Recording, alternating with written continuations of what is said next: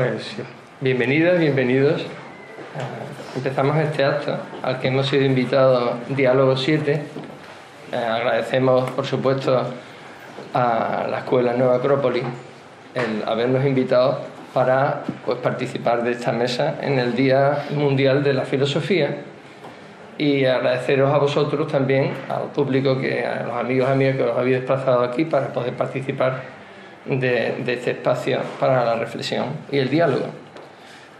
Tenemos la suerte de contar en nuestra mesa con Francisco de Asís Moya Iniesta, bienvenido, presidente del Ateneo Popular de Sevilla, ¿verdad? José Andrés Periáñez, ¿verdad? Director de Carit en Sevilla. Federico Noriega,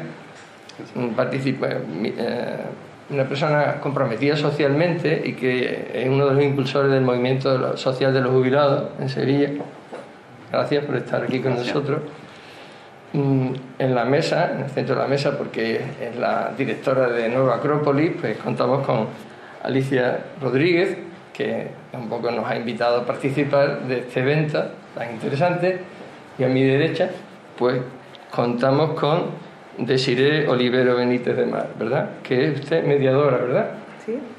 Pues bienvenida a esta mesa, y sin más, dando las gracias a todas las personas que hacen posible Diálogo 7 y este espacio para poder hoy dialogar. Empezamos con el tema que, como veis de fondo, es para celebrar el Día Mundial de la Filosofía, pues nos propone la filosofía y la dignidad. Y, naturalmente, enraizada empezamos por el principio, nunca mejor dicho.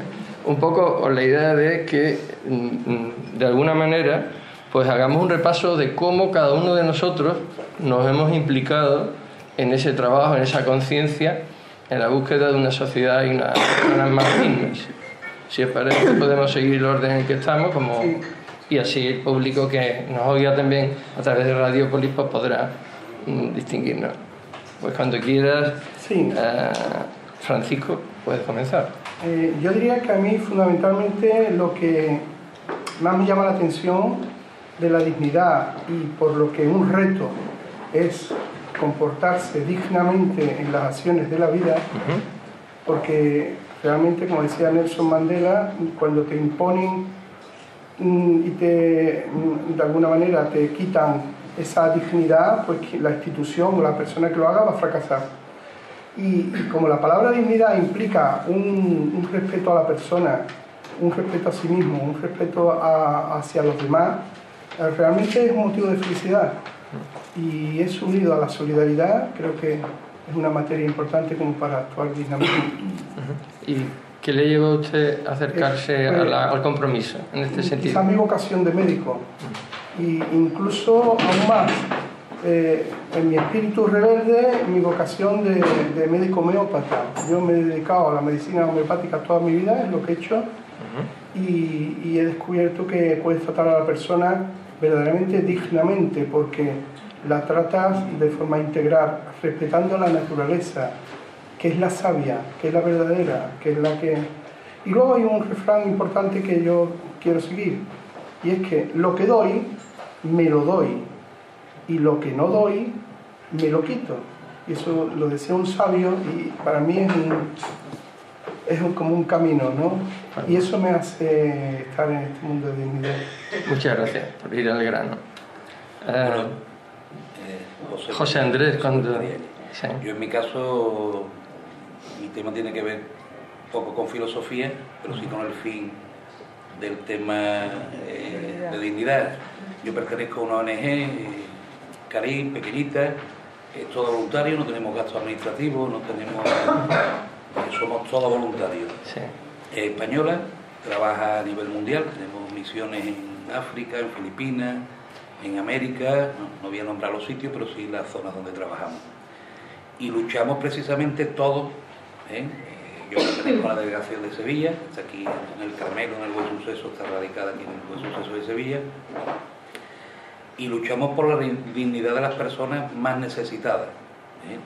En este caso, nuestra ONG está muy volcada en en países tercermundistas bastante pobres, o sea, quizás de los más pobres del mundo. Por ejemplo, en la delegación de Sevilla, todo lo que recauda o todo lo que mueve va hacia Burkina Faso. Burkina Faso es el sexto país más pobre del mundo. De hecho, yo, verás, todos estudiamos geografía, pero yo no conocía Burkina Faso. Lo llamamos Congo, luego te dicen Burkina Faso, y eso que es. Bueno, pues es un país muy pequeñito, totalmente aislado, donde lo que se hace en ese país es comer, nada más. Comen. No hay escuela, bueno, las pocas infraestructuras que hay. ¿Y por qué lo ayudamos? Porque por voluntad propia de cada uno, nadie nos obliga, nadie nos ha dicho haz esto o al otro. Somos personas que espontáneamente hemos decidido ayudar y dignificar esos países o esas personas donde llega nuestra ayuda. No sabemos otra forma de ayudar o de dignificar a la persona. Muchas gracias. Federico. Bueno, pues lo mío no va con la profesión, que si os digo mi profesión, qué vergüenza. Empleado de banca. No pegarme, por favor. Bueno, yo desde que me recuerdo así con 14 años, ¿no? Porque ya empezamos a perder, ya con la edad empezamos a perder recuerdos anteriores, me recuerdo un poco comprometido, pero comprometido por querer saber, ¿no? Estas preguntas que los jóvenes nos hacemos, sobre todo cuando somos así todavía púberes, ¿no? ¿Quién soy? ¿Dónde voy? No sé cuánto, ¿no? Hay quien las resuelve de manera sencilla y yo pues no las resolví bien, evidentemente, porque me lo sigo preguntando un poco, ¿no? Y de ahí yo creo que nace un compromiso ético, por lo menos llego a una conclusión. Sin acción individual que parte de mí, no hay posibilidad de cambiar las cosas, ¿no? Un poco lo que a mí me lleva a decir, bueno, me tengo que comprometer con las cosas, de forma, no puedo decir que lo haga otro, ya lo hará alguien, ya, no sé, un gobernador, un representante, no. Creo que desde ese compromiso individual, entendiendo que además no nos vamos a salvar individualmente, ¿no? El compromiso individual parte de la persona, pero tiene que llegar siempre al estatus de lo global. Hay gente que piensa que si yo me comprometo conmigo mismo y los que tengo muy cerca me puedo salvar, y yo llego a la conclusión de que eso no es posible. Si yo me comprometo es porque o nos salvamos todos o este barco se va a hundir.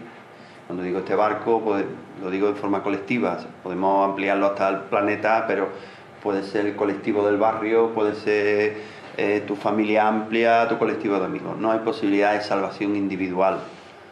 Por lo menos es el pensamiento humanista que a mí me ha impulsado a ir moviéndome en diferentes sitios, ¿no?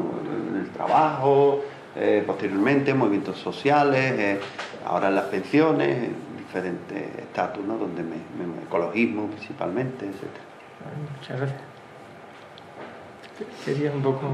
Sí, bueno, yo quería agradeceros a todos en primer lugar que hayáis acudido a la convocatoria del Día Mundial de la Filosofía, que este año es de la dignidad y que la dignidad evidentemente tiene montones de facetas y la vamos a ver desde distintas perspectivas. Yo, como estoy en una escuela de filosofía que es Nueva Acrópolis, pues lo veo desde la perspectiva filosófica. La filosofía, de alguna manera, es una forma de dignificar al hombre porque le permite reflexionar sobre sí mismo y sobre sus congéneres, porque estoy totalmente de acuerdo que no nos vamos a salvar solos, la humanidad es una. Individualmente, yo no voy a cambiar el mundo sola, yo puedo empezar a cambiarlo, pero es mucho más efectivo si somos más, evidentemente. La dignidad para mí es la fidelidad a mí misma, la fidelidad a uno mismo. Y en esa fidelidad a uno mismo, pues yo creo que la humanidad debe ser digna por completo, y además lo abarcaría más. Yo hablaría de la fidelidad, de la dignidad a los animales, a la naturaleza, porque en cierta manera los seres humanos nos hemos creído que somos lo máximo y lo reutilizamos, lo utilizamos todo de una manera inconveniente o demasiado egoísta, y creo que hay que devolver la dignidad a todos, porque en este mundo, en este planeta que nos acoge a todos, caemos todos bien. Y, hombre, lo más normal es que primero nos acerquemos a los humanos, porque realmente hay situaciones horribles en el mundo que no deberíamos permitir.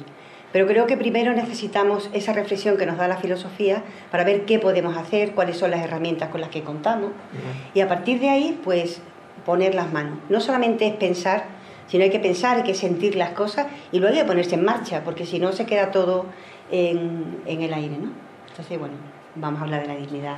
Me imagino que todos, ¿no? Por centrar un poco el tema. ¿Querías añadir algo también de tu experiencia? Sí, respecto al compromiso de SIDE. Sí, desde mi perspectiva del mundo del derecho, porque soy abogada, pues casi todos los que estudiamos derecho, la mayoría pues venimos del sentido de la justicia, ¿no? Y cuando uno descubre y conoce el derecho es lo más injusto que hay.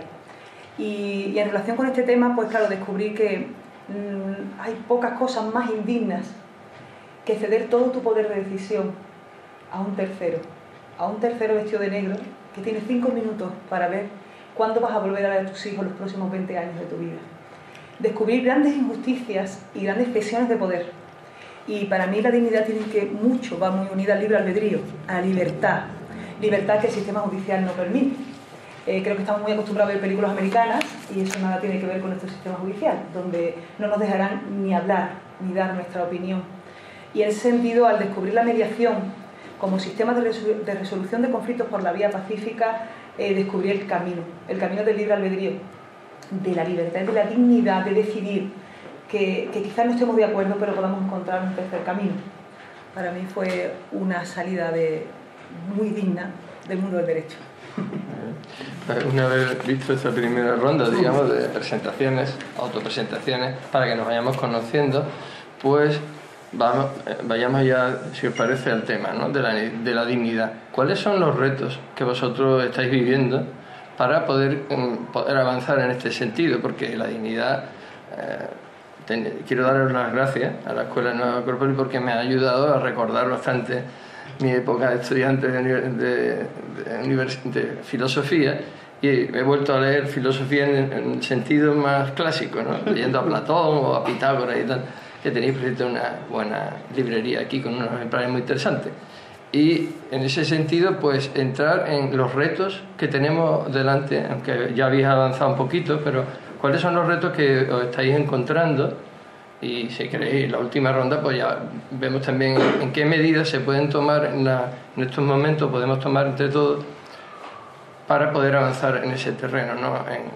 Alcanzar la dignidad es un concepto muy antiguo que todos los filósofos, los presocráticos, incluso Pitágoras, he leído ya sus palabras textuales que hablaban de la palabra dignidad, ¿no?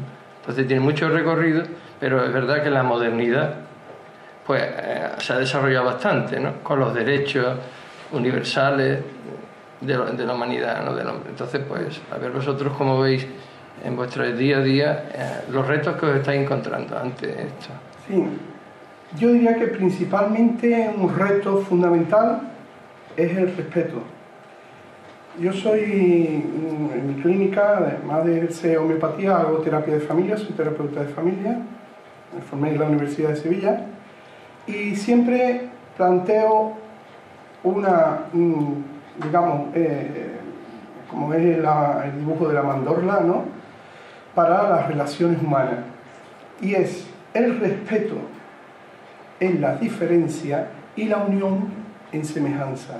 Yo creo que eso está faltando. Si pusiéramos más el acento en la vida en unirnos en la semejanza que tenemos y no querer doblegar a que la diferencia se haga semejante, la cosa iría mejor. Esto pasa en las parejas, pero eso pasa en el mundo también. Claro, hay un motor para eso poderlo hacer, que es el amor. Cuando tú verdaderamente amas a un ser querido, pues el respeto viene. ¿En qué sentido? En no dejar que de alguna manera te hagan daño, por respeto a ti mismo y por respeto al otro. ¿Por qué? Porque cuando uno hace daño, y para mí ese es el verdadero amor, uno hace daño, viene el boomerang y te va a dañar. Si tú, viene la acción y viene la reacción. Es casi una ley física. Si tú no dejas que te dañen, ni tampoco dañas, porque entonces te vienen a ti ese mismo boomerang, estamos haciendo un mundo un poco mejor. Y yo lo veo eso en la sonrisa de los niños. Cuando yo me voy a Perú otros años como misionero, en un proyecto solidario, y cuando ves a un niño sonreír, dices, bueno, ¿qué das? No damos nada, yo no doy nunca nada, me dan a mí mucho más de lo que yo pueda dar, me dan esa sonrisa, ese niño que te abraza, ese niño que te da el alma y que sonríe.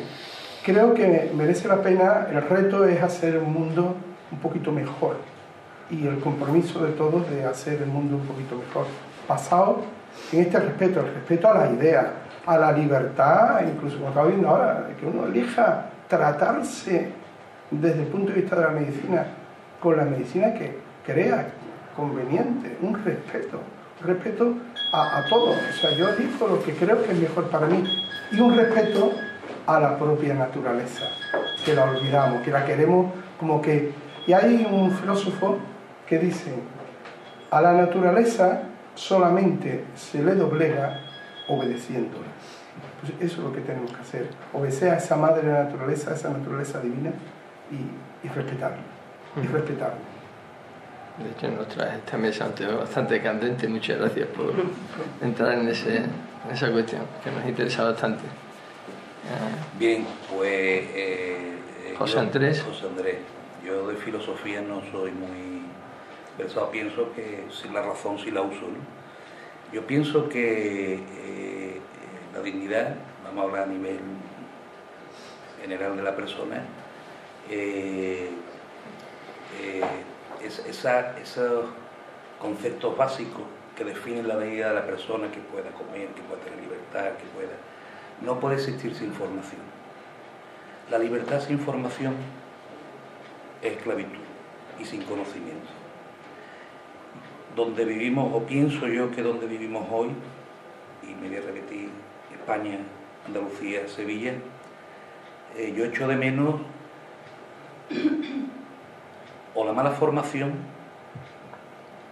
o que nosotros, la propia sociedad, hemos creído que con esa libertad de yo puedo decir lo que quiera, yo puedo hacer lo que quiera, he conseguido dignidad o derechos. Yo creo que hemos retrocedido hoy en día. Antes hablabas tú de avances y hablabas de que hemos conseguido muchos derechos. Derechos sin formación y sin conocimiento no existen. Y me refiero a bueno, la libertad de expresión, por ejemplo, que es un derecho y que me permite hablar, que me permite opinar. Si eso no está, si la persona que lo ejerce no tiene formación y no sabe dónde tiene que parar, dónde está el límite de la dignidad de la otra persona, de cuando hace daño, de cuando no hace daño, yo lo resumo siempre: no le hagas a nadie lo que no quieres que le hagan a ti. O, otra versión, haz con los demás lo que te gustaría que hicieran contigo. Eso quizás lo resumo un poco todo. Y pienso que sin formación es muy difícil que avance una sociedad. Y un poquito no en contra, sino puntualizando lo que dijo él, sí, que había que unirse, que uno solo no podía hacer nada. Yo pienso todo lo contrario. De hecho, uno de los lemas de nuestra ONG es con poco mucho. O sea, no podemos esperar a ser 100 para hacer algo, a ser 10 para hacer algo. Oye, tú puedes hacer un piquito de esta mesa, hazlo. No esperes a que estén los demás para hacer la mesa entera. Te entiendo, José. Entonces, muy resumidamente, ahora seguiremos y paso la palabra a Gracias por las ideas, Federico. Sí. Bueno, estamos con los retos un poco. Los retos se podían poner amplios, ¿no? Pero yo en principio he visto como dos cuestiones que me parecen fundamentales. Una, la cuestión discursiva, ¿no? Toda la modernidad. Yo creo que hemos entrado, por desgracia, en la posmodernidad. Y para mí la posmodernidad ha significado también un discurso de lo posético. Eso que hemos dado a llamar liberalismo o neoliberalismo, que no es solamente un aspecto económico, sino es todo un discurso por el cual la búsqueda del éxito individual te permite pisotear, pasar por encima de... O sea, el éxito es la palabra clave y por tanto la competencia sin límite para para conseguir ese éxito personal, esas metas que tú te pones. Algunas veces parece que las metas, primero, que las metas son todas conseguibles, y yo lo pongo en duda, ¿no? Depende de qué metas, ¿no? Y segundo, que se pueden realizar por cualquiera de los medios, ¿no? Con lo cual, ese discurso nos ha calado, incluso a mucha gente de muy buena voluntad nos ha calado. Y no es posible, para mí, desde una posición absolutamente ética, claro. Éticamente no podemos pisar cabeza y cadáveres para llegar a lo alto de la montaña, éticamente. La realidad es así, ¿no? Se le está implantando de alguna manera ese discurso. Pero yo creo que ese es uno de los grandes retos, cambiar el discurso. El lenguaje, como dicen los semióticos, tú creas la realidad a través del lenguaje. Si el lenguaje no lo modificamos y empezamos a hablar en tono más colectivo, más humanista, no vamos a poder cambiar. Eso sería el primero. Y el segundo, que va unido también al primero y está dentro de ese lenguaje antiético y neoliberal del éxito por encima de todo, tiene un gran agujero negro para mí, ¿no? Y es pensar que el planeta y todo lo que tú quieres es infinito. Habrá cosas más absurdas, racionalmente hablando, ni el planeta es finito, ni todo lo que te proponga sea una barbaridad. Es posible. O sea, tenemos que, de alguna manera, plantearnos que en un planeta finito, tenemos que empezar a hacer una comprensión colectiva y global de las cosas. Tanto en el tema de la explotación agrícola, económica, no sé cuánto, como también el tema humanístico. O sea, que es un absurdo, ¿no? ¿Y cómo llegamos a eso? Pues tenemos que empezar a tener foros y espacios de cooperación, de debate, de consensuar cuáles son las cuestiones que dentro de nuestro espacio finito, que es el planeta, podemos hacer y cuáles no podemos hacer. Evidentemente, claro. Y esto no es ponerle, digamos, vallas al campo. Es simplemente situarnos sobre una realidad posible para que la utopía que construyamos a partir de ella, la utopía colectiva, sea fácilmente construible. Verá, yo no digo, por puntualizar nuevamente, yo digo, desde mi compromiso individual, entender que yo solo, por mucho que yo haga, puedo hacer pequeñas cosas, pero mucha gente pequeña como yo, unida, sí podemos hacer grandes cosas. Y para hacer grandes cosas necesitamos unir muchos esfuerzos pequeños. Hay cosas que con 4 personas se pueden mover como una mesa, pero si queremos mover el mundo necesitaremos algunos más. Necesitaremos que todos los chinos salten a la vez. ¿No decían eso? Conseguir que todos los chinos salten para mover. Estamos profundizando ya en el tema incluso de qué hacer, ¿no?, ante los retos. Yo creo que desde mi perspectiva, desde la filosofía, lo que la filosofía me ha aportado a mí, sobre todo es la idea de colaboración. Yo creo que la habéis aportado ya todos, ¿no? Quizás nos han dicho que somos todos iguales, y es mentira, no somos iguales, y queremos igualarnos a todos. Debemos de ser iguales en oportunidades, en eso estoy totalmente de acuerdo, pero hay que respetar las diferencias, y en ese respeto a las diferencias lo que hacemos es enriquecernos.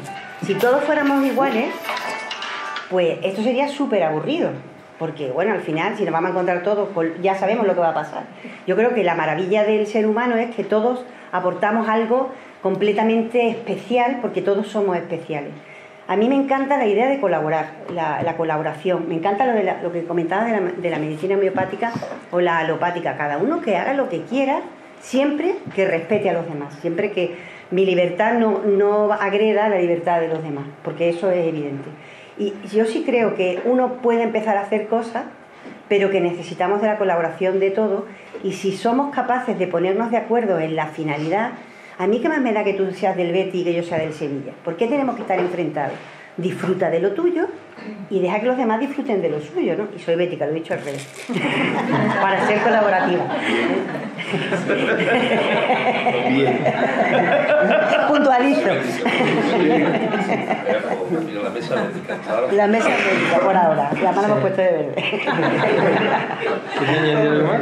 No, bueno, que yo creo que cada quien puede. Vale, pues precisamente Diálogo 7 es lo que se planteó desde su nacimiento. Creo que no hay que pensar mucho según el título que hemos puesto, ¿no? Entonces estamos en sintonía, ¿no? ¿Querías tú Sí, por la parte de mediación, que es la que yo me dedico. añadir algo más de Sire? Sí, deciré. Me encuentro con dos hándicaps importantes y que coinciden en parte con lo que han tocado los compañeros. Y son, primero, la responsabilidad. Las personas no queremos asumir la responsabilidad de nuestros actos. Entonces, por eso delegamos en otros. Buscamos bien un juez, un profesor, siempre estamos echando la culpa. Y ahí aparece el otro hándicap con el que me encuentro, el victimismo. Es la enfermedad, que diría, psicológica más grave de un planeta, casi, yo diría que ya de este planeta.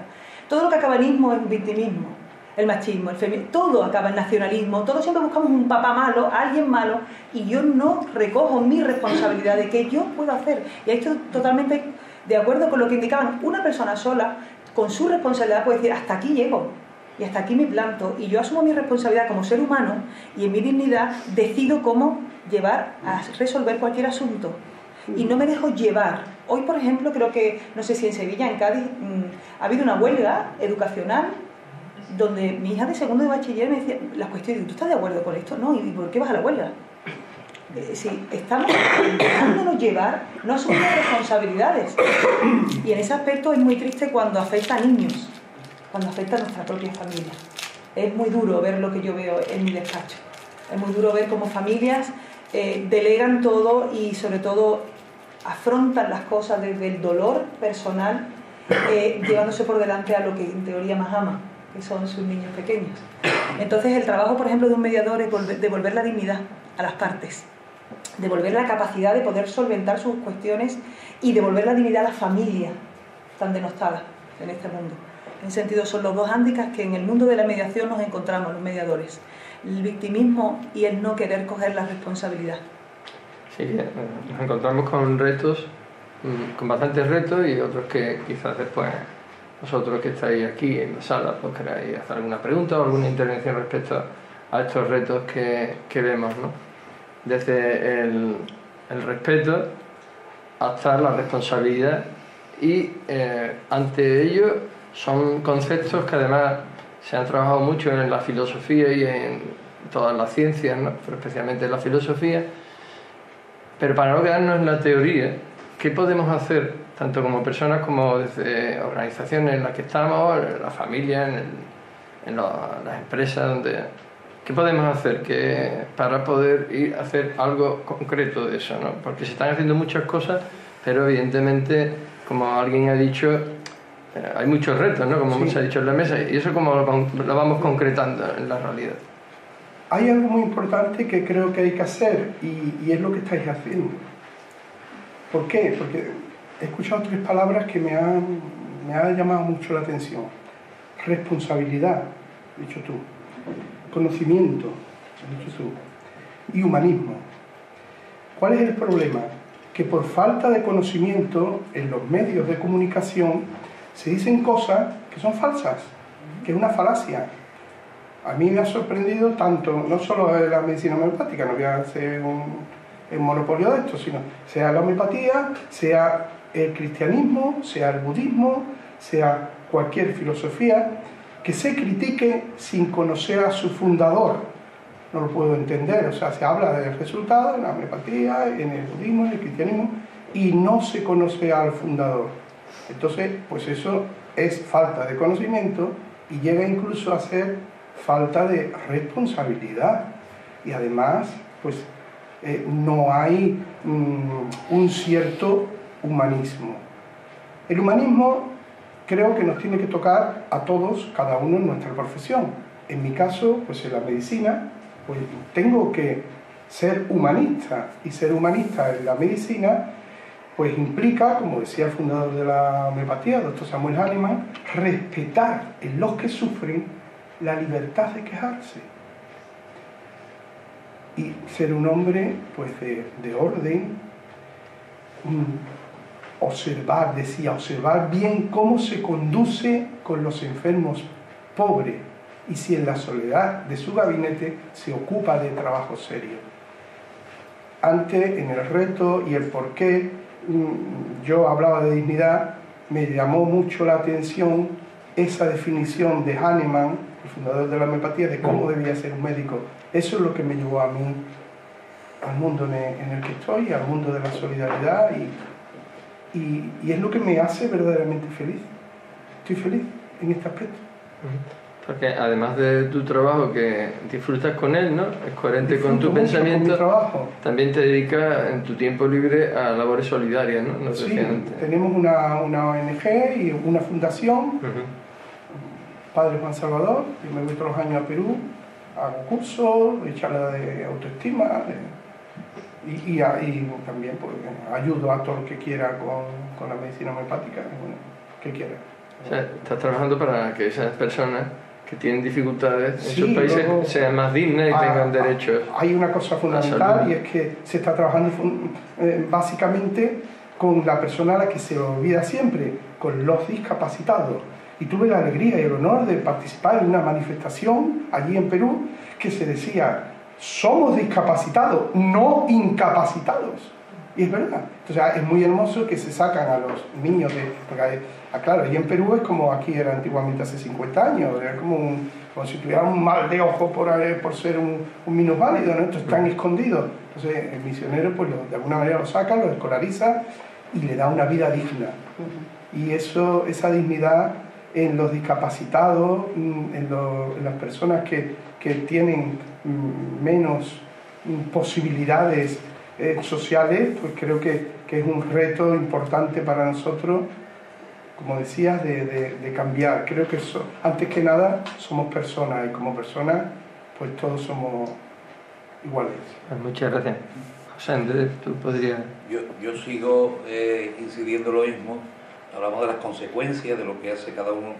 Yo hago lo que puedo en lo mío también, después de trabajar en mi profesión, y incido en la formación en humanidades, formación en filosofía, formación en todas aquellas herramientas que por medio de ese conocimiento hacen a la persona libre. Sin conocimiento y sin formación en valores no hay libertad. Tú puedes tener 3 carreras universitarias. Si tú no tienes formación en valores, no valen para nada esas cajas de herramientas. Sí pueden valer. De hecho, tenemos en la historia para hacer el mal. O sea, el mismo científico que promociona la bomba atómica no inventa la bomba atómica. Ellos dan con la fusión del átomo por esto y lo usan para hacer una bomba. O sea, formación en valores es fundamental. Fundamental esto que estamos, no sé quién ha promovido esta mesa redonda, no sé si la directora, no, creo que sí. El promover, el sensibilizar cada uno en nuestro frente. Tú lo tuyo, yo lo mío, con ese poco, que al final estamos aquí unidos. Pero personalmente, porque empatizamos con los problemas de los demás por el motivo que sea, nos hemos sensibilizado y no sabemos por qué, cada uno hemos empezado a trabajar por la dignidad, cada uno en su frente de esas personas o de las personas. Al final estamos aquí sentados y no sé cuántas personas van a ver este programa, no lo sé. Por pocas que sean, los que los vean, seguramente habrá alguno que se sensibilice y tome la decisión o de venir aquí a Nueva Acrópolis o de ir no sé, sí, a conocer o a la consulta o a ver a Federico su asociación, no lo sé. Allá donde haya personas que luchen por la dignidad de las personas, en que creo que incido, formación. Sin formación y sin conocimiento no hay dignidad. Aparte que a ti mismo también ese compromiso también te aporta cultura y formación, ¿no? Claro. Porque no solo la formación es teórica, sino después el contacto con las personas. A mí me hace feliz. Yo creo que cualquier persona que hace o intenta hacer el bien, o con un buenos días, yo no me voy yo cuando hablo de los hay que irse, nosotros somos de la ONG, pero nosotros no nos vamos a África. La misión empieza aquí. no allí. Y además que yo es complicado, la misión empieza aquí. Y empieza con una señora, con quien sea, que ha dado 1 euro.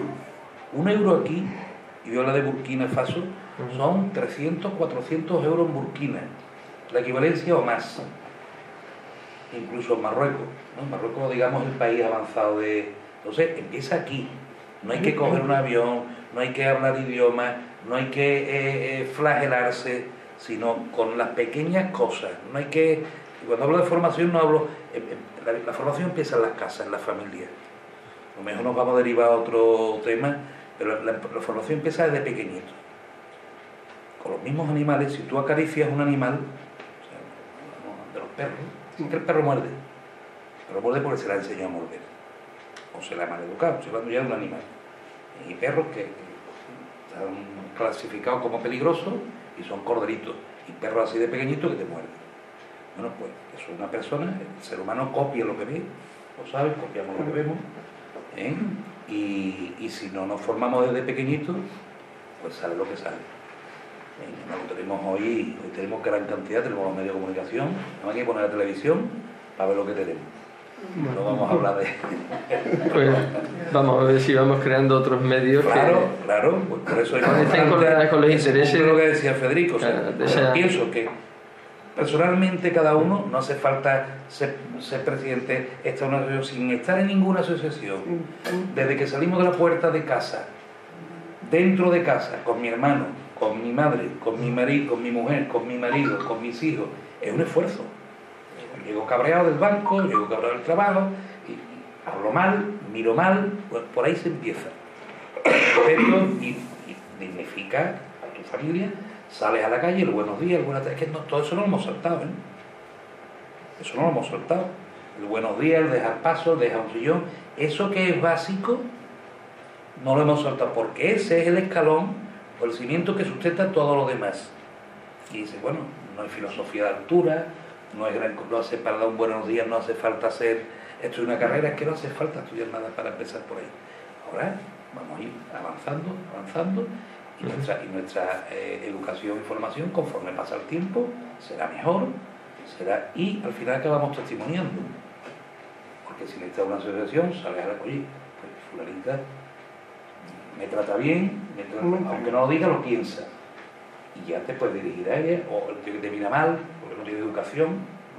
Una mala mirada es falta de educación. Una mala contestación es falta de educación. Cuando yo hablo de formación, no hablo de estudiar una carrera universitaria, no hablo de irnos a Perú, en Perú tenemos nosotros.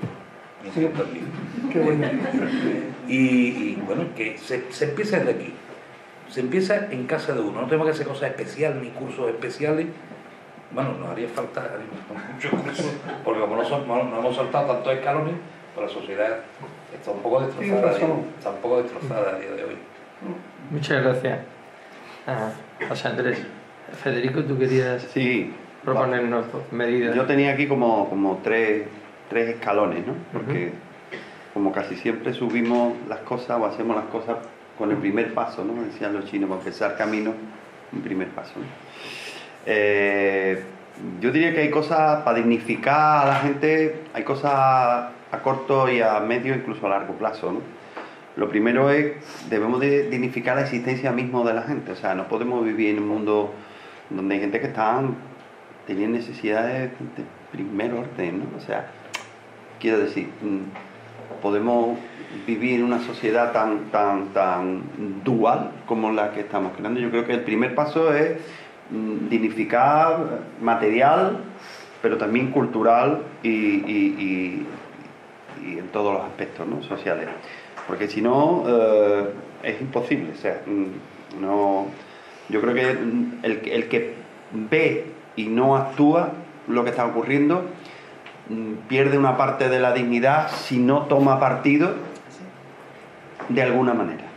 ¿Entiendes? O sea, es indigno que gente viva de cierta manera como estamos viendo ahora y más con lo que ha pasado con la crisis, pero también indigno que nosotros pasemos, nos hace también indigno, quiero decir, nos va hundiendo, ¿no? Un poco también a nosotros en esa historia, ¿no? Eso sería una de las medidas a corto plazo. Hay que tomar medidas en ese aspecto. No podemos dejar a nadie por el camino. Otra que se ha hablado aquí, que a mí me ha parecido de las cosas más importantes, y es buscar los espacios de participación democrática, sobre todo en redes y medios. No sé cómo hacerlo, porque yo creo que nadie tiene la clave, pero había que democratizar mucho tanto las redes como los medios. Y eso implica respeto, implica posibilidad de que todas las visiones de cambio del mundo, siempre a bien, evidentemente, entiendo, con la mejor voluntad se puedan expresar, que generen la posibilidad de que esos espacios, tanto mediáticos como presenciales y de todos medios, sean lo más amplios, colaborativos y democráticos posible. Eso sería una medida a corto plazo que empezarían a dignificarnos a todos y a quitarnos la soga un poco del cuello, ¿no? A medio plazo, educación, está claro, todas las cosas no. Hay cosas que se necesitan mañana, el que tiene hambre necesita comer mañana. No le puedo decir, vamos a hacer una carrera porque la educación, un plan de educación, no puedo esperar 5 años, me he muerto ya, ¿vale? Pero a medio plazo yo creo que sí es importante empezar a cambiar el tema educativo. Y no hablo solo de la ley de educación nueva, lo que sea, es que cada vez que se habla de temas de educación, de ley y no sé cuánto, siempre hablamos del informe PISA, de no sé cuánto. Agobio, ¿no? ¿Quién sabe más de matemáticas? Que sí que es muy importante. Yo no digo que las matemáticas, no digo yo soy de ciencia y también un poco de letras, de humanidades, y es muy importante. No hay que quitarle, pero oye, cuidado, que yo creo que lo más importante para lo que debemos ser educados es en valores.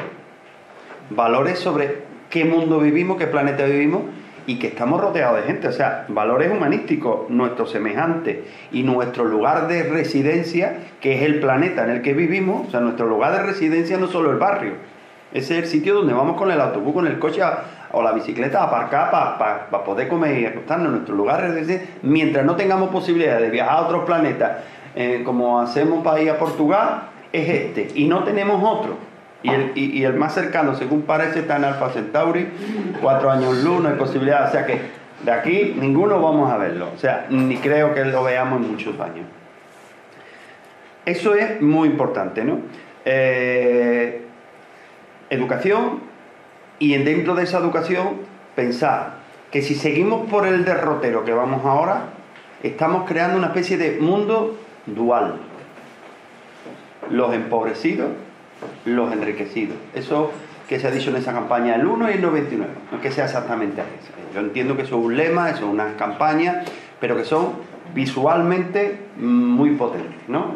O de esto que salió en Nueva York, ¿no? Aquel movimiento Occupying Wall Street, ¿no? Decía el 1 controla el 99. Algo de eso hay. Y es que cada vez la curva, el espacio entre lo de abajo y lo de arriba es más grande.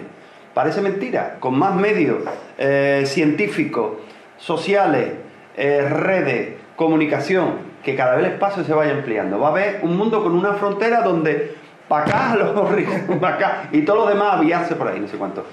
Eso es fundamental, que empecemos a contrarrestar ese mensaje, como decía antes, ¿no? Ese mensaje nuevo neoliberal de que sálvese quien pueda, y eso entra dentro de los factores de la educación, esa nueva educación y formación, que por supuesto la formación no es solo la educación reglada, formal del colegio, el instituto, la universidad, ni mucho menos, y además la formación es interactiva, porque aquí nos formamos, aquí, allí, o sea, nos estamos interactuando. Importantísimo. A largo plazo, yo creo que no queda más remedio que idear un nuevo mundo. Tenemos que empezar a pensarlo. Ya he dicho antes que el lenguaje, para formar ideas, lo primero es el lenguaje. Y de las ideas sale el nuevo mundo.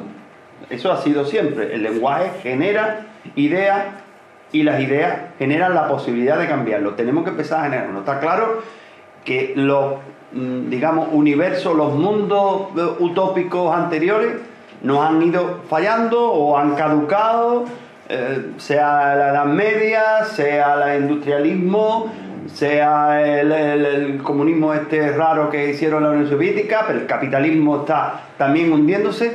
Tenemos que empezar a poner las bases mentalmente, las ideas de un mundo que supere esto, porque es imposible superar a medio y largo plazo, sobre todo a largo plazo, si no tenemos unas nuevas ideas. Pero claro, ¿cuáles son las bases de las ideas? Primero, La competencia y la competición como primer factor de crecimiento, eso hay que desecharlo.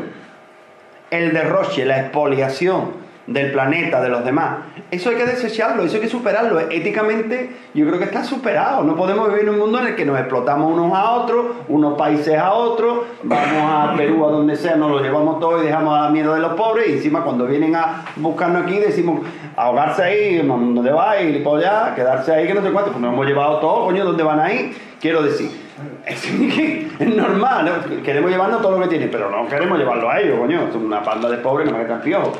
Es que eso hay que superarlo en el lenguaje y en nuestra actitud, y por supuesto en medidas supranacionales, ¿no? Hay que superar el tema de las políticas territoriales. Cuando digo territoriales digo planetario, no me estoy refiriendo a los problemas más domésticos que tenemos en España. Hay que superar España, por supuesto cualquier territorio, hay que romper las barreras. Un mundo con una frontera donde parece que unas cosas pueden ir, o sea, el capital puede pasar, pero las personas no pueden pasar. Si tú estás aquí, tienes una ley. Eso hay que empezar a superarlo en un mundo de futuro. Por favor, hablamos de la Nación Unida, pero que es una cosita muy chiquitita que no tiene prácticamente atribuciones y tal. Tenemos que empezar de verdad en un mundo unido. No sé si Nación Unida, llamémosle X, a mí eso me da igual, pero yo creo que eso es a superar. Y sobre todo, superar la idea de que el mundo se tiene que mover solo y exclusivamente por el beneficio económico, que parece que lo mueve todo. No, hay una cosa que es superior, es el beneficio humano, social y cultural. Eso debe de ser el nuevo paradigma de futuro. ¿Cómo nos beneficiamos todas las personas, social, culturalmente? Y si nos ponemos las bases para empezar a eso, seguiremos en como el conejito ese, ¿no? El ratoncito, en esas cositas que les compramos a los pobres ahí, que se cree que están corriendo, y estamos dando vueltas en el mismo sitio. Muchas gracias, Federico. Alicia, y desde el punto de vista de la filosofía, aquí me dejaba ir. ¿Qué podemos aportar? Porque yo creo que, aunque parezca que no, el programa está siendo muy filosófico en el sentido de que sí, las preguntas clave, cómo conseguir la dignidad, por ejemplo, aunque toda la ciencia, desde todos los ámbitos humanos, se está siempre aportando, pero los filósofos fueron los primeros que se plantearon quiénes somos y cómo evolucionar, ¿no? Entonces, yo quisiera decir una cosa en cuanto a la filosofía y los filósofos, ¿no? Una cosa es el estudio de la filosofía, lo que han dicho los distintos pensadores a lo largo del tiempo, y otro es el ejercicio de la filosofía, que para eso no hace falta saber mucho, lo que hace falta es reflexionar un poco, por lo menos un poco, ¿no? Estoy totalmente de acuerdo que necesitamos educación y formación, sobre todo, por supuesto, educación en valores, porque lo que hemos perdido son muchos de los valores.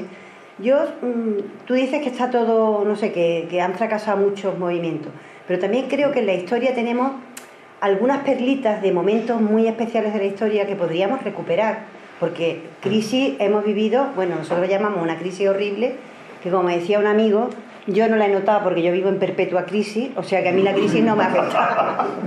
Y es verdad, o sea, hay muchísima gente que se reiría de nuestra crisis porque realmente viven en unas condiciones infames, ¿no? Entonces, yo creo que nosotros tenemos que plantearnos eso, recuperar aquellos momentos históricos en los que han pasado por cosas parecidas. Si resolvieron algo, vamos a tratar de utilizar eso. Y si hicieron algo mal, pues vamos a tratar de no hacerlo, evidentemente. Yo sigo pensando que es una cuestión de aunar voluntades. Habéis hablado de educación y se ha hablado un poco de las leyes de educación.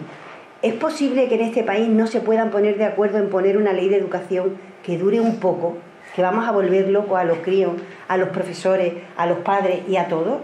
Es que lo importante es educar. No, y si tengo que ceder en que no sé, este tema que a mí me encanta especialmente no se toque, pues lo toco en casa yo. Porque yo filosofía estudié muy poco en el instituto y no cogí la carrera de letras, o sea que no. Yo lo empecé a estudiar cuando me empecé a interesar por cosas y busqué.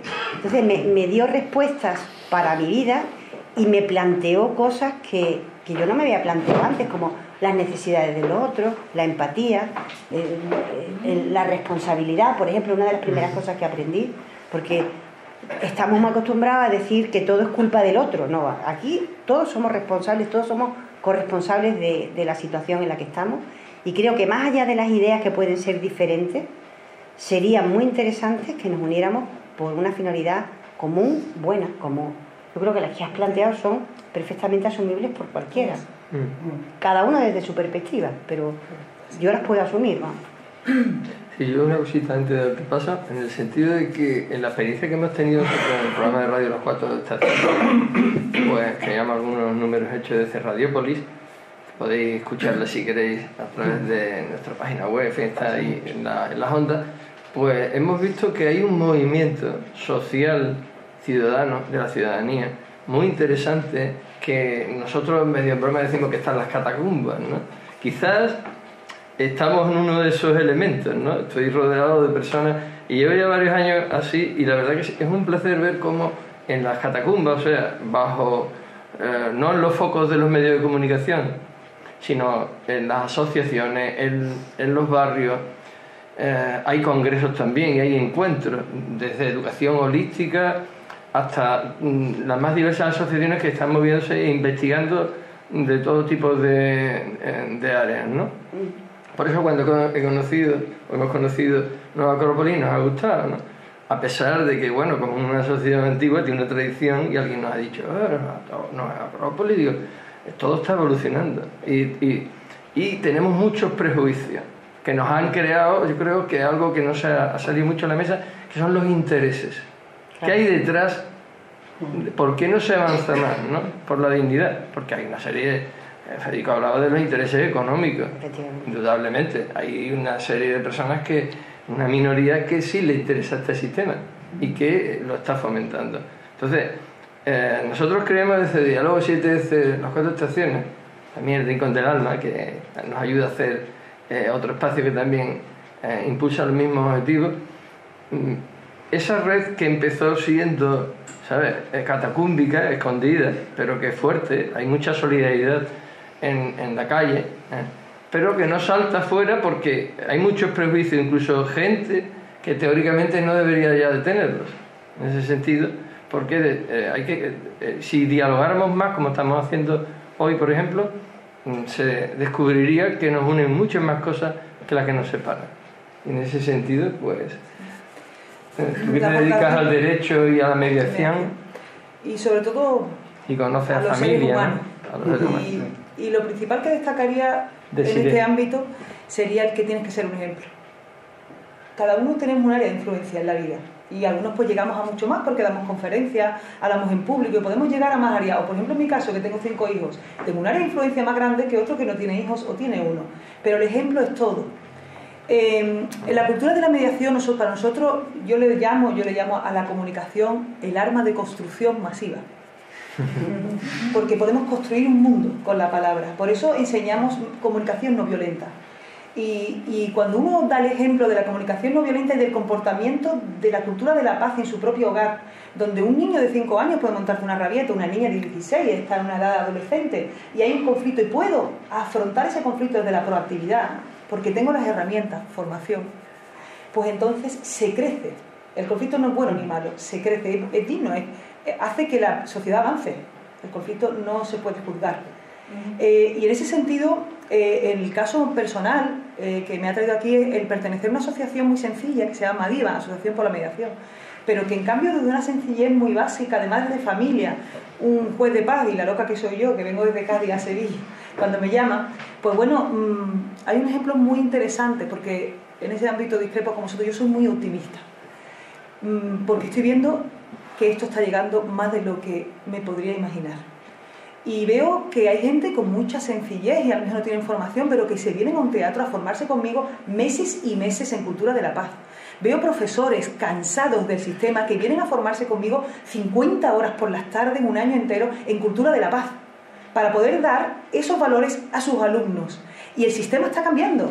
A mí me llaman de toda España para dar clases a centros y a lo que yo le llamo los mentores, los que forman, para que esa filosofía nueva, de cultura, no nueva, antigua, porque esa es otra apreciación que haría, se basa en recordar, no se basa en inventar, está todo inventado, es en recordar valores, como dar los buenos días, como saludar a una persona. Y en ese ámbito también destacaría que tenemos la suerte de grandes personas, y aquí en la mesa tenemos algunas de ellas, que se encargan de dar su corazón a todas aquellas personas que lo necesitan fuera de este país. Pero aquí, señores, aquí, al lado de nuestra casa, hay, y en nuestro propio hogar. Tengo adolescentes que no os imagináis, a punto de suicidarse por la soledad que viven, niños con depresiones, abuelos, y ahí aprendí de África, Aprendí de África con un compañero de una ONG de Senegal, Jajatai, que me decía: Desiree, no entiendo cómo tratáis a los abuelos como los tratáis. Él aprendió español con los abuelos solo en los bancos. Eso es España. Entonces hay tanto trabajo que hacer en nuestra casa, en nuestra propia casa, donde uno cocina y come un sándwich en la cocina, otro viendo la tele en el salón y otro con una tablet en su dormitorio, y son 3. Donde simplemente inculcando unas pautas sencillas, como hacemos en los palacios, de decir: señores, los pucheros unen a la hora de comer, el teléfono apagado y la televisión también, y ese momento estáis en común, y lo están haciendo. Tenemos cada año, llevamos ya 3 años haciendo formaciones, más de 100 padres anuales que se vienen con nosotros, más de 100 niños que se forman con nosotros de todas las edades, y más de 70 profesores. Casi toda la comunidad educativa de los palacios está siendo formada en cultura de la paz, y somos 25 locos. De los palacios... Villafranca, aquí en Sevilla. Pueblo. Es un proyecto piloto que además ha sido reconocido internacionalmente ya, y que se está haciendo desde el pueblo. Y además son madres, porque son madres de las AMPAs las que movilizan todo esto para que cientos de niños vengan, de padres y de profesores. Entonces soy muy optimista, porque veo que en cualquier sitio donde uno siembra, con el ejemplo, eso es básico. Si no estás vendiendo humo, y ahí hablaría del periodismo, que le encanta coger el humo, el mal periodismo, no juzguemos. Hay un gran periodismo que hace lo mismo que los mediadores. Los mediadores investigamos el origen del fuego para poder sanarlo y apagarlo. El buen periodista busca el origen, pero el mal periodismo es el que comentaba el compañero que sale en los telediarios. Por eso en mi casa no se ve la tele, porque lo que venden es humo, y no me explica por qué hay 25 muertos en la playa de enfrente de mi casa. No me dice el origen de qué ha pasado para que esas personas tengan que venir aquí. Entonces, ¿qué me aporta ver 25 muertos mientras como lentejas? Que me caigan mal y que no haga nada y que me vuelva insensible, que es lo que decía también uno de ellos, la insensibilidad total, que es lo que más me duele, eso sí duele.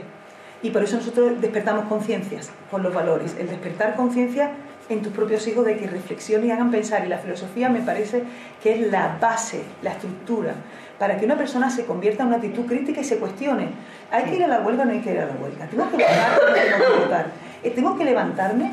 Hace unas semanas hicimos una apertura con una asociación sevillana, la apertura de mediación escolar en los palacios, con una asociación que se llama Promail, la conoceréis porque son los bomberos sevillanos que estuvieron detenidos por salvar vidas, ¿no? Pues ellos comenzaron, y ahí está una persona, es decir, cuando un bombero, uno de los bomberos, viendo la tele con un mando, y los veía ahogados en Grecia, y dice: pero si yo sé salvar a esta gente. Y cogió el traje, cogió un teléfono y dice: oye, ¿quién se viene conmigo en mis vacaciones? Así empezó Promail. Madiba empezó con un juez de paz, loco, con un expediente aquí que se llevó 2 años, llamando a todas las puertas y nadie le abría, hasta que llegó a otra loca como yo y dijo: vamos para adelante. Y hoy se forman a cientos de personas.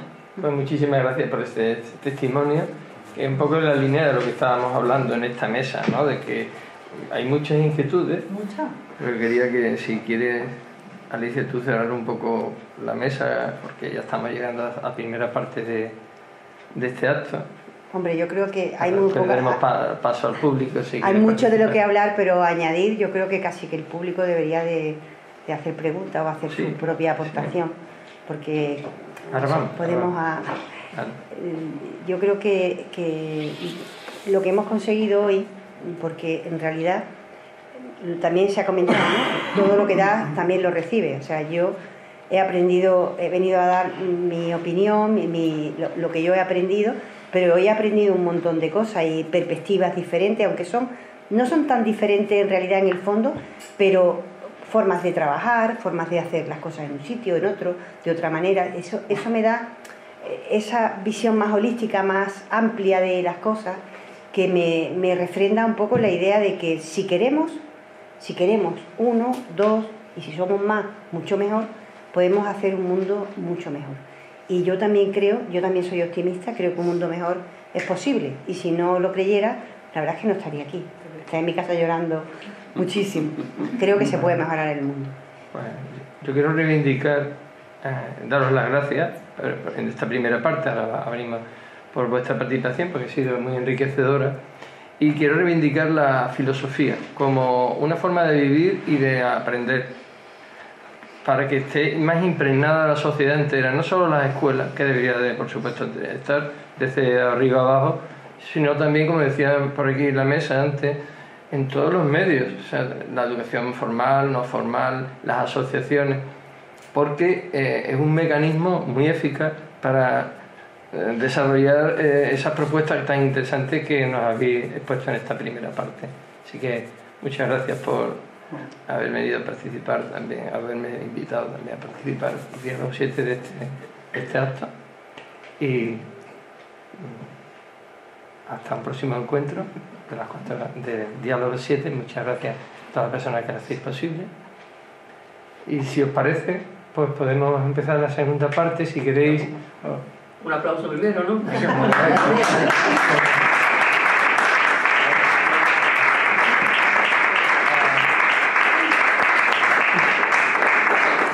Si tenéis ganas de hacer alguna intervención, alguna pregunta, es el momento. Sí. Vale. Primero, este señor, ¿cómo se llama usted? ¿No? Sí. ¿Yo? Sí. Sí, yo me llamo Ricardo y soy médico también. Muy bien, Ricardo, adelante. Y bueno, lo que he escuchado son cosas muy interesantes y también he aprendido mucho en esta tarde, ¿no?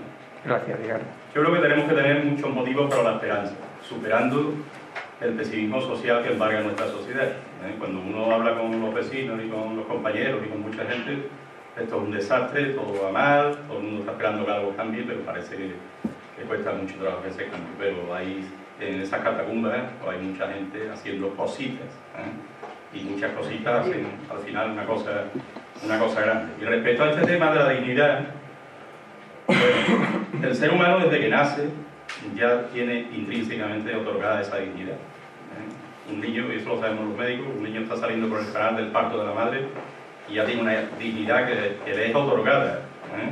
Como persona, como ser humano. Y no hay que esperar que esa dignidad la otorgue el Estado, no la otorguen los derechos, no, porque los derechos muchas veces son pisoteados y de hecho todos conocemos a gente que, pues no sé, por ejemplo Nelson Mandela se llevó más de 20 años en la cárcel, jamás perdió su dignidad. Hay un montón de mujeres maltratadas y algunas de ellas no han perdido nunca su dignidad. Hay niños que son abusados y no por eso se pierde la dignidad. Entonces, ser conscientes de que somos dignos desde que nacemos. Esa dignidad la tenemos, ¿eh?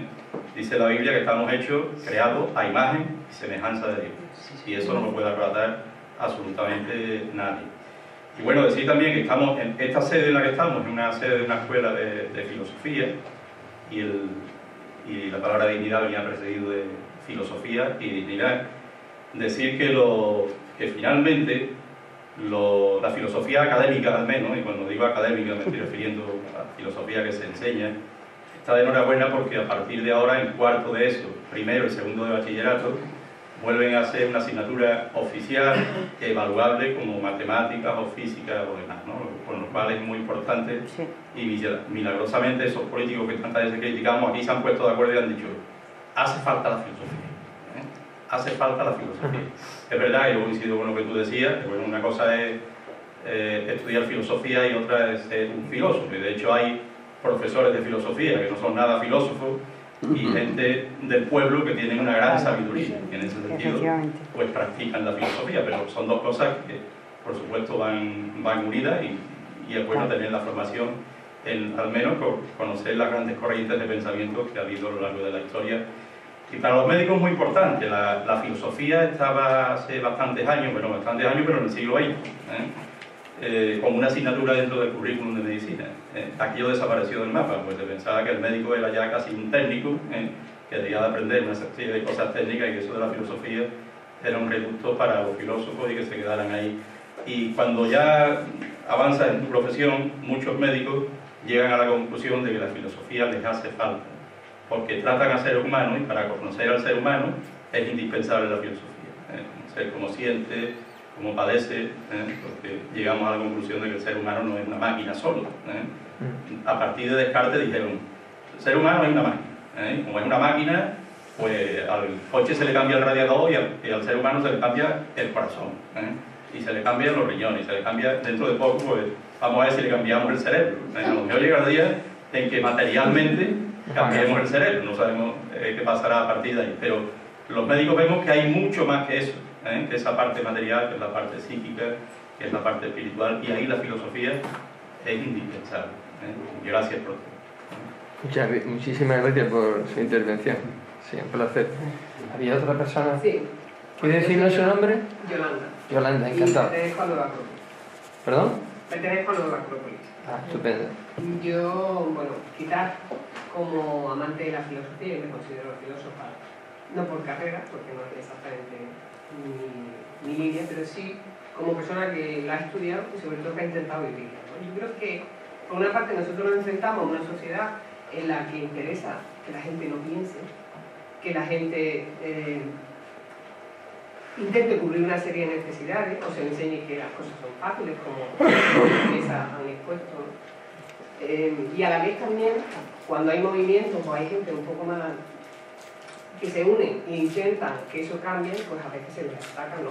Como nos puede haber pasado a nosotros. Pero yo creo que lo que importa es que hay gente que está despierta. Y a lo mejor también lo que interesa es que pensemos que no, que lo que entre unos pocos podemos hacer, pues que no es un gran cambio. Y sí que podemos, que a lo largo de la historia, lo que sí hemos visto, que el Renacimiento se dio gracias al impulso que en la Edad Media empezaron unos pocos, que probablemente nosotros al final nos hemos quedado con esa gloria de una explosión nueva después de una oscuridad. Pero la luz empezó en la oscuridad. Y nosotros ahora mismo estamos en una época un poquito oscura, quizás porque hemos dejado que la sociedad se pierda muchos valores. Necesitamos formación, educación, de todo. Pero yo creo que necesitamos más que nada vivir lo que entendemos y lo que aceptamos como valor. Si de verdad estudiar tanto filósofo, si tú no intentas aplicar aquello que tú estás descubriendo como algo que puede cambiar el mundo, tú tienes que ser el cambio del mundo. Y eso lo hemos visto en camisetas puestos por ahí. Esa es la verdad. Somos muchos de ponernos una camiseta, somos muchos de decir o de quedarnos con frases bonitas. Pero ¿cuántas de ellas nosotros las vivimos y las aplicamos? A lo mejor es el peligro también de la sociedad. Me gusta, yo soy también optimista, pienso que podemos hacerlo y yo siento que cambiamos. En el momento en el que gente como nosotros hoy, a estas horas, no estamos sentados viendo la tele después de haber terminado el trabajo, de ir corriendo, sino que lo estamos haciendo. Yo también he ido, yo he pertenecido a un equipo de rescate y yo sé lo que es. Entonces, entiendo la dignidad. Yo creo que la dignidad la da la filosofía, y ni siquiera de cualquier filósofo en particular, sino aquello de la persona que ha vivido y se ha dado cuenta que como ser humano tiene almas gemelas en el mundo con todas las diferencias que cada uno puede aportar. Y para mí eso es dignidad. Muchísimas gracias. Sí. ¿Quieres decir tu nombre? Yo soy José María Luque, de aquí de Nueva Acrópolis. Yo he estado escuchando a todos, ¿no? Y he dado la atención un poco lo que ha dicho Federico, y es una palabra que he utilizado varias veces, que es democracia, ¿no? No quiero hablar, no es política lo que quiero decir, es de la palabra democracia. Democracia me ha hablado de semiótica, de que primero empiezan las cosas por la palabra. Desde mi punto de vista, primero, las palabras son una herramienta que primero viene de la mente. Primero se piensa la cosa y las palabras son solo una herramienta, ¿no? Entonces, creo que te he escuchado decir que todo comenzaba con la palabra, por lo menos lo entendió así. Primero son las palabras, yo pienso que primero nace el arquetipo y después aparece la palabra tratando de plasmar esas ideas lo mejor que se pueda. Después, de democracia. Yo creo que la palabra democracia se está utilizando para cualquier cosa. Y con lo que has dicho a mí me ha creado cierta confusión. Porque la palabra democracia, por ejemplo, en una casa, ha hecho referencia a Pepe de la familia, en una casa no puede haber democracia. Tiene que haber unos padres que dirijas. Si vas al médico, en la relación con el médico no puede haber democracia. Estaréis de acuerdo o no lo que me diga el médico, pero el médico... Entonces, la democracia se está dando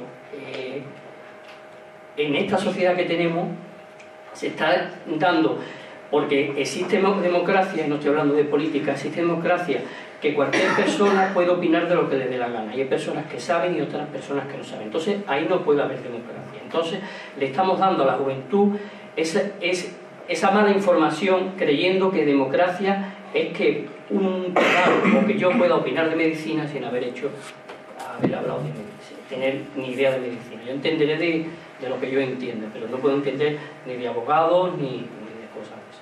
Y me parece que cuando has dicho eso, creo, por lo menos en mi persona me ha creado esa confusión. No sé qué puedes decir tú de... Sí, antes de que responda Federico, había otra pregunta después, como por alusiones, creo que sería bueno que pudiera contestar. Precisamente eso es lo que a veces ocurre, ¿no? Cuando dialogamos, cada uno tiene en su cabeza un montón de conceptos y creencias, y más cuando se tocan temas candentes.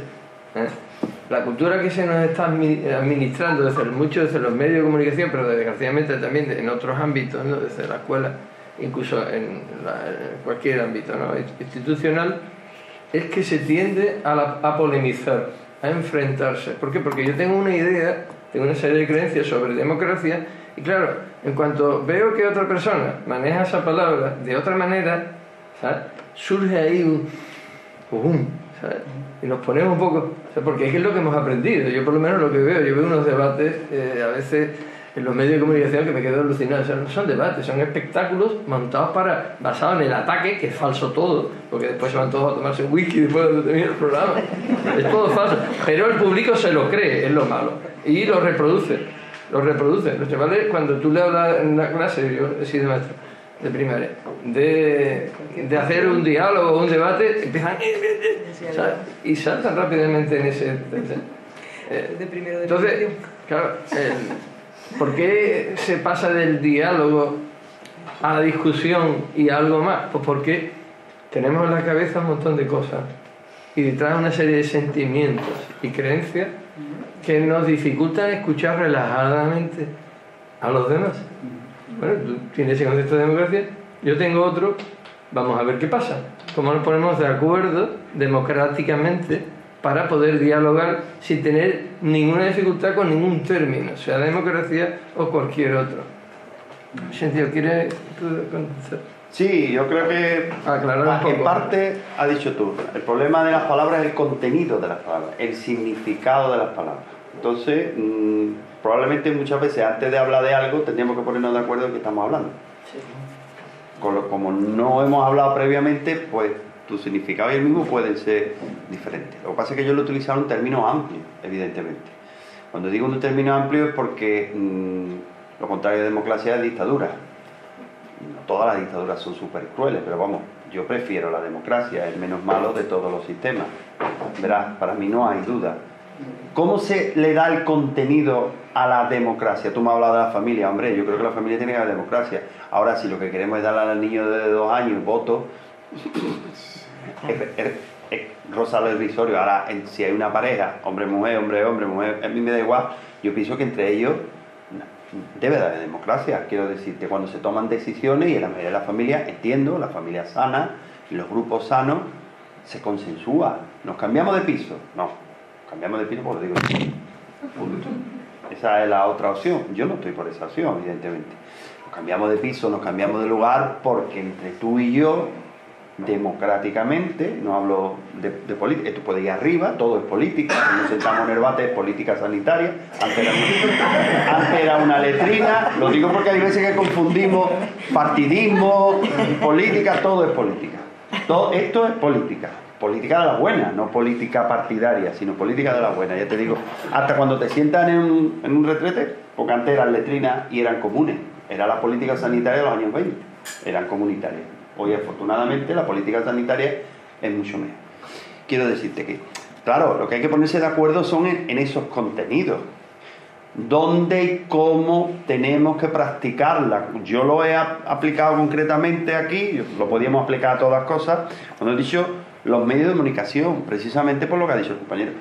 Hay veces que lo que tú ves es espectáculo, no es ni democracia, ni dictadura, ni nada, es el circo. Es el circo Price, ¿no? Cuando yo era chico. Y cuando yo hablo de democracia, que todos lo sabemos aquí, poder del pueblo, yo creo que poder del pueblo, el pueblo somos todos, lo otro sería el poder de uno solo sobre todos los demás. Yo creo que en eso creo que la mayoría estamos aquí, por lo menos entiendo que no hay ninguna duda, pero también hay que poner reglas, ¿no? Claro, es que en los contenidos, ¿dónde está verdaderamente la esencia, ¿no? En esa regla? Dice muchas veces que la democracia, más que los fines, es los medios. Yo no sé qué me lleva, pero en definitiva es qué reglas nos ponemos. Cuando tú decías el médico, es evidente, claro, estamos hablando de una cuestión técnica. Yo no voy a ponerme a discutir aquí, que yo sepa, por lo menos hay 2 personas que son profesionales, no me voy a poner a discutir con ellas, pero yo tengo derecho como paciente a dudar o por lo menos pedir una segunda opinión. Ese es mi derecho democrático. Quiero decir, a mí no me puede imponer ni una cura de una manera ni una cura de otra manera si yo al final no quiero curarme, por ejemplo, una barbaridad, ¿no? Pero vamos, no quiero curarme de esa manera. Eso es como yo lo entiendo. Por eso es muy importante los contenidos. ¿Qué metemos dentro de las palabras? Y algunas veces los debates deben de ser más de qué metemos dentro de las cestas de las cosas que qué son las cosas. Porque las cosas las podemos entender muchas veces. Hombre, lo que creo, perdona, me imagino que en todo hay normas. En la democracia hay normas. En tu casa hay normas. En mi trabajo hay normas. A veces son dictatoriales, pero la mayor parte de las veces tú vives en democracia en todo. Pero claro, normas hay en todo. Porque son las normas de convivencia que nos tenemos que poner, si no, sería imposible. Pero vamos, son normas normales. Normas normales. Normas consensuadas, acordadas, es un poco la idea, ¿no? Que a lo que vamos. Son válidas para todos, claro, para el desarrollo. En la medida de lo posible, ¿no? A ver, Elizabeth quería también plantear algo, ¿no? Sí, muchas gracias. A ti por intervenir. Muy breve, haciendo un poco conjunto de todo lo que se ha hablado aquí, es importante recalcar, como por ejemplo, contestando también un poco a lo que el caballero ha hablado, para poder hablar de democracia o para poder hablar de incluso de política o de problemas sociales o de cualquier tipo de problema, aquí se ha dicho muy claramente, hay una falta muy importante de que haya una formación o una educación desde que los niños están en el colegio sobre lo que es la filosofía como una forma de aprender a vivir en coherencia con todas las cosas que después van a venir, porque a los chicos se les enseña ética, se les enseña valores, hay asignaturas que hablan de esos temas, pero no está la filosofía, que es quien las llevó a que estén hoy en donde están. Entonces, para poder hablar de todos estos temas es muy importante conocer qué valores nos aporta la filosofía y qué me va a aportar a mí en mi vida, en mi día a día, para llevarme bien con todas las personas y vivir en coherencia con todas las cosas que aquí se hablan. En ese sentido, el diálogo, nosotros, un poco la filosofía, digamos, que tiene, por ejemplo, el diálogo 7, es que más importante que la palabra es el silencio que hay entre las propias palabras, para que nos dé tiempo a escuchar. O sea, la actitud de escucha es clave y desde nuestro punto de vista eso sí, a veces en lo que es la sociedad dominante que se nos ha impuesto en los últimos años, no en estos últimos 30, sino desde hace más tiempo, porque también la historia de la filosofía yo sí la reivindicaría, porque es importante ver de dónde venimos, ¿no?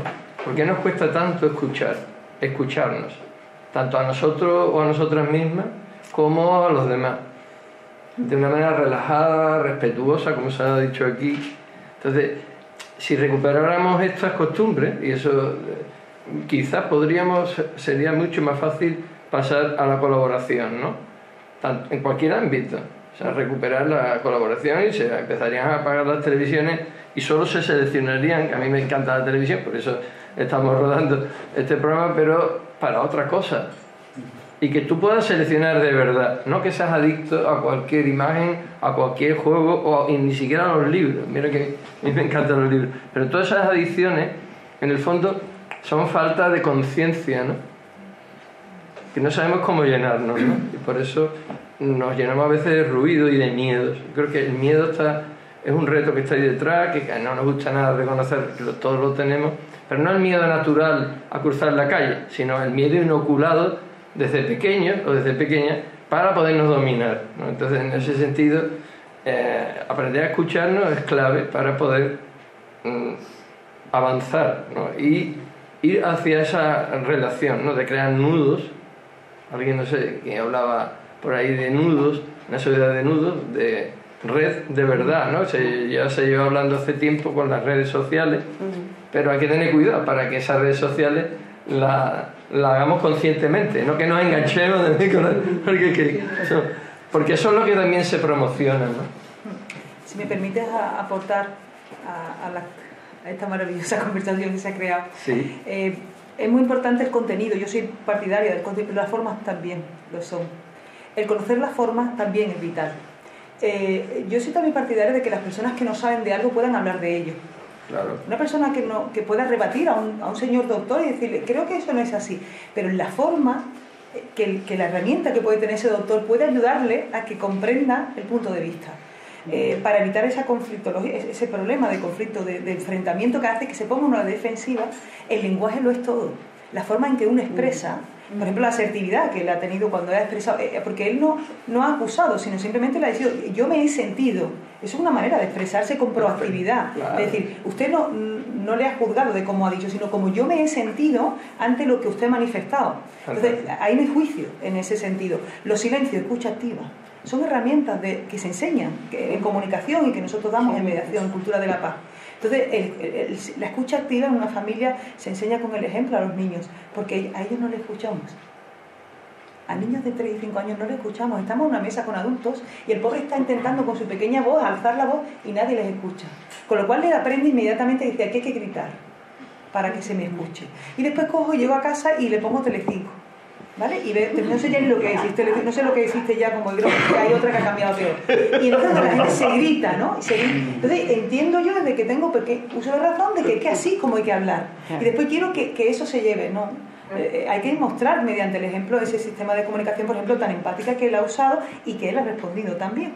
Y a eso le unes la escucha activa y es maravilloso. Y al final la investigación del lenguaje es lo que acabas de hacer, cuando has dicho qué hay detrás. Detrás de una palabra hay un pensamiento. ¿Qué pensamiento hay? ¿Qué es para ti comunicar? ¿Qué es para ti la democracia? ¿Qué es para ti la democracia? Y ya estaría el camino creado de los dos.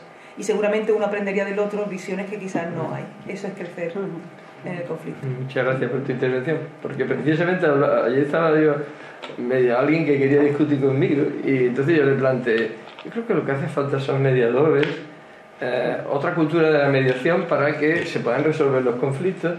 Y hoy pues nos vemos rodeados de una mediadora y la verdad que, bueno, en realidad todo el mundo ha sido muy buen mediador en esta mesa. Y si alguien quiere añadir algo más... Un chico que había pedido. Perdona.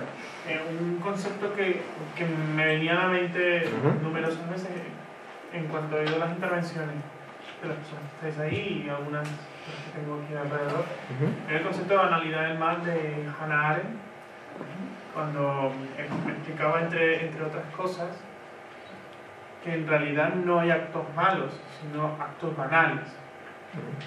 Quien podríamos calificar de malo, digamos, desde un punto de vista, digamos, ya parcial, sería alguien coherente consigo mismo y su propio discurso. Otra cosa es que, digamos, no esté de moda ese comportamiento, por decirlo de alguna manera acelerada y rápida, ¿no? Entonces, lo que nos lleva a los actos malos, en definitiva, son comportamientos banales y la incapacidad de reflexionar, de cuestionar, de problematizar no solo la realidad que nos rodea, sino nuestros actos, ¿no? Ella comentaba sobre su necesidad e incluso su hábito, ¿no? Es decir, hay momentos que yo salgo al espacio público y hay momentos que me quedo en casa reflexionando, decía, hablando con mi Daimon, decía, ¿no? Citando a Sócrates y todo eso, ¿no? Y decía la necesidad de ir compatibilizando, no quizás simétricamente, pero claro. Entonces, en esta medida, me parece muy interesante que habéis abordado desde vuestras experiencias, vuestras propias reflexiones personales, desde una conversación o lo que habéis pensado ayer, dejarme solo. Mañana voy a hacer una exposición, ¿no? No lo sé, cada uno tendrá vuestras anécdotas, ¿no? Es eso, o sea, no hay una necesidad de haber estado citando cada una de las lecturas o ayer hablé con mi primo que, sino habéis planteado desde cómo habéis autocuestionado y problematizado las experiencias que habéis pasado, ¿no? O sea, vuestras experiencias no fueron de paso, sino pasasteis por ello, ¿no? Por decirlo de una manera. Entonces, agradezco que revaloricéis vuestros puntos de partida, vuestros puntos de vista, y ayudéis a detonar a todas estas intervenciones. Y, ¿por qué no? Se reivindica aquí en algunas intervenciones los valores de los pensadores antiguos, pero que hubo gente que hace no mucho tiempo, bueno, sí, ella admiraba a Sócrates y el mundo griego, pero no hace mucho tiempo también se han dicho cosas así. No debemos de tener tanto miedo a lo contemporáneo porque es lo nuevo y parece que se queda en la corteza y los contenidos antiguos, no sé. Problematicemos lo que también tenemos a pie de calle. Muchas gracias por tu intervención. Ahí, si os parece, nos habíamos fijado más o menos a las 9:30 para terminar y una última palabra y ya cierra la presidenta. ¿Sí? Bueno, yo es que quería dar un repaso a algunas cosas que me han llamado la atención, porque ahora muy rapidito. Estamos hablando normalmente de la filosofía. ¿Hay una filosofía o hay muchas filosofías? Yo creo que no hay una, que hay muchas. Entonces, esto quería también decirlo. Luego también en el tema de la dignidad, o sea, la dignidad es un aspecto de la ética, ¿no? Evidentemente. La ética parte del presupuesto de que tenemos un libre albedrío.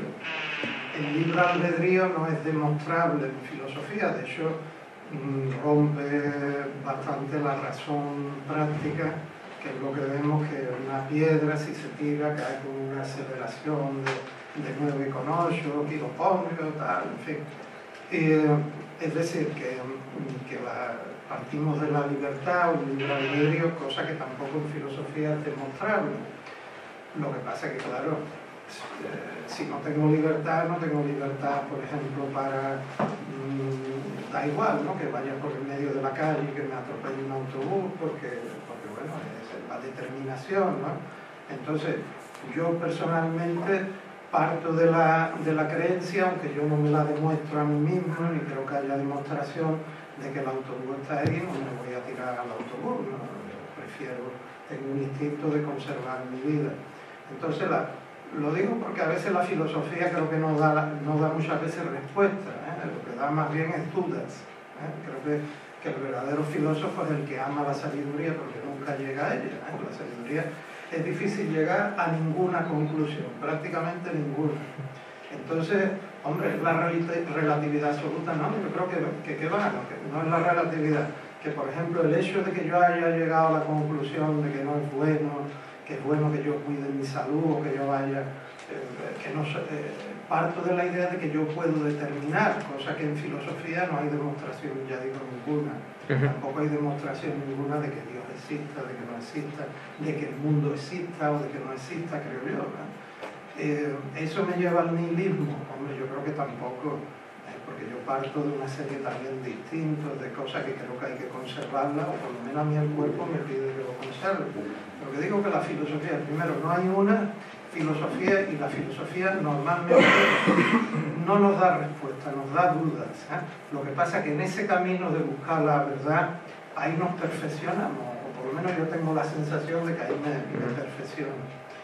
Eso era una cosa. Otra cosa también sobre el tema de la democracia.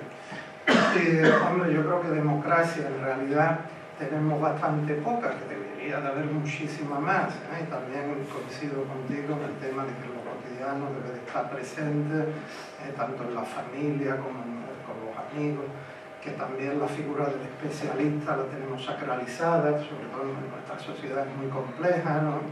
Y el especialista no es Dios, cualquier especialista da una opinión y el otro especialista que se ha formado en la misma escuela, en la misma carrera, te da la opinión contraria, entonces tú tienes que discriminar, ¿no? Ahí está también la democracia cotidiana de base, ¿no? Luego sobre el tema también del lenguaje se dijo que la palabra es la herramienta. Se decía, la palabra es la sangre del espíritu, pensamos porque hablamos y hablamos porque pensamos, es decir, no hay una separación, ¿no? La lingüística moderna también lo dice. Después, sobre el tema también que tú decías, sobre el tema de Hannah Arendt, la banalidad del mal, y el tema de Sócrates. Sócrates decía que el malo es el que ignora el bien, porque si el mal conociera el bien, practicaría el bien, porque es mucho mejor. Yo estoy más o menos en esa línea. Y también con el tema de las filosofías, hombre, en el desarrollo social ha habido filosofía funcionalista, filosofía, no sé, Locke, el tema de lo que parte de que el hombre, una visión negativa del hombre, una visión pesimista. Eso lleva a lo que hemos tenido. Yo creo que esa filosofía de Locke nos ha llevado a lo que tenemos ahora, ¿no? Porque personaliza bien esa idea de la competencia, que el hombre es un lobo para el hombre, etcétera, etcétera. Y luego otra línea de pensamiento, que bueno, yo estoy más bien en la línea de Rousseau, de que el hombre es bueno por naturaleza, lleva al optimismo, aunque él piensa el negativo respecto a la sociedad, como sabéis, ¿no? Él piensa que el hombre está enajenado de su ser natural por la sociedad. Cosa que creo que también es verdad, ¿no? Que la deriva que ha tenido la civilización nos ha llevado a eso. Bueno, eran 3 o 4 cosas que ya han salido aquí, y bueno, no sé qué. Muchas gracias por ese resumen un poco de tu pensamiento. ¿Querías tú ya ir cerrando este programa, este espacio que hemos creado de diálogo sobre la dignidad y la filosofía? Sí. Tú, Alicia, que un poco eres la que has convocado, ¿no? Nos has convocado aquí en Nueva Acrópolis. Bueno, yo reitero las gracias a la mesa y a todos los presentes, pues sobre todo por las aportaciones que habéis dado. Simplemente yo, desde mi perspectiva de filósofa, hasta me da un poco de vergüenza hablar de filósofa porque es como ponerme un escalón un poco alto, pero sí filósofa practicante. Sí hay una filosofía, la filosofía es una, pero hay muchos caminos filosóficos, evidentemente. Yo lo que invito es que cada cual elija el que le sea más afín, porque evidentemente hay filósofos que a mí no me dicen nada y hay otros que me encantan, pero creo que es porque haya una resonancia entre mi propio pensamiento y sentimiento con esa filosofía. Toda filosofía que nos ayude a pensar, que nos ayude a plantearnos que podemos mejorar, que yo creo que el ser humano siempre tiene de sí mismo una visión de ser algo mejor, si no, no es porque nos vamos a plantear mejorar el mundo, hacer colaboración, porque realmente creemos que esto puede mejorar y porque nosotros también somos mejorables, ¿no? Me gustaría terminar con una frasecita, no sé si la voy a decir literal, de Rabindranath Tagore, que fue quizás el que a mí me movió cuando tenía unos 14 años a plantearme que las cosas son muy fáciles y muy difíciles a la vez, ¿no? Él decía: si coges una piedra y la lanzas al fondo de un lago, habrás movido todo el universo. Y a mí eso me hizo pensar muchísimo. Y es, por una parte, el valor de lo pequeño y por otra parte, el valor de lo grande. Si saltamos todos los chinos y nosotros a la vez, movemos el mundo, evidentemente. Yo creo que la filosofía es un acto consciente, y todos somos filósofos, creo que sí. Cada uno con su idea. Pero si realmente nos interesa mejorar el mundo, todas las ideas son bienvenidas. Pues y os agradezco a todos vuestra presencia. Muchísimas gracias por habernos invitado a venir a este evento, la celebración del Día Mundial de la Filosofía, y además un tema tan interesante. Muchísimas gracias a las personas que habéis estado en la mesa, porque la verdad es que ha sido todo un gusto estar aquí acompañando, y a todas las personas que habéis acudido aquí personalmente y las que habéis hecho posible pues este evento y este programa Diálogo 7, especialmente también al bando con la cámara desde el Bichefin, que nos hará que podamos escucharnos y vernos en otros momentos. A Elizabeth Méndez, que nos ha ayudado en la producción en su programa El Rincón del Alma, que lo podéis escuchar en Radiópolis, a través de Radiópolis y de los medios sociales. Y bueno, pues nada, un saludo de Rafael, que ha sido de verdad un placer estar aquí con vosotros y con vosotras. Hasta un próximo encuentro en Diálogo 7 o donde nos veamos. Muchísimas gracias a todos.